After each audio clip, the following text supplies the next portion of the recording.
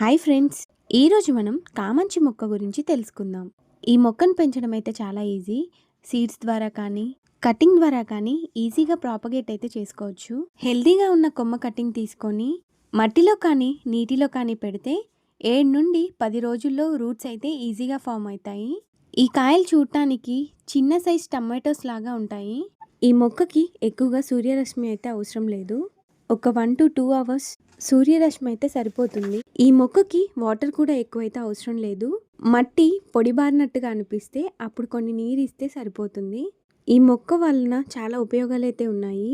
Sugar patients ఈ మొక్క యొక్క పండ్లు తింటే షుగర్ కంట్రోల్లోకి అయితే వస్తుంది.